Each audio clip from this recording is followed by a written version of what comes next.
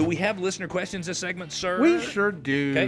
Mr. Gaddis. This question comes in from Terry in Marietta.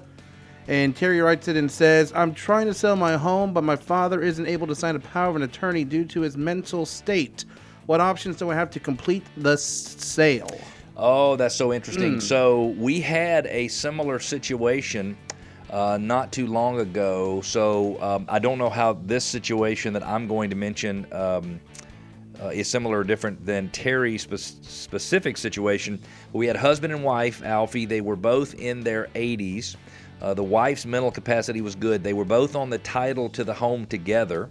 The father had a dementia, an Alzheimer's, something like that, where he really wasn't able to function very well.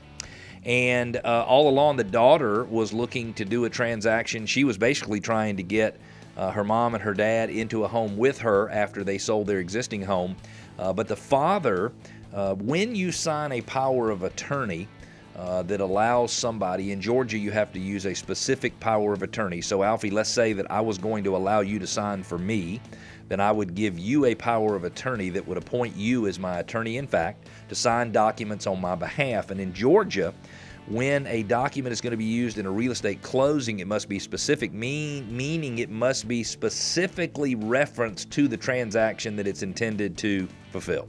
So if you're going to sign closing documents for me, your power of attorney must say that you have the right to sign those specific documents. In order for me to be able to give you power of attorney, I have to be of sound mind to do that. So I can't give you power of attorney if I am not mentally competent to have the capacity to even act on my own.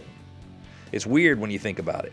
And so if Terry wants to sell the house of her mother and father, and her father is not mentally capable, I have seen attorneys, estate attorneys, who actually, Alfie, will go out at different times because people who have dementia or any type of mental competence issues, sometimes they're sharper and fully competent and aware at certain times of the day, and sometimes they're not. So I've seen people go out and try to get the power of attorney documents signed at different times of the day. But I've also seen where the wife, so husband has the mental capacity problem, the wife files with the court in the county to get either a guardianship or a conservatorship over the husband's financial matters. So you can do those on an emergency basis. I think they take as short as 14 days. I'm not sure whether an emergency guardianship or conservatorship would be something that a judge would grant for the purpose of a sale.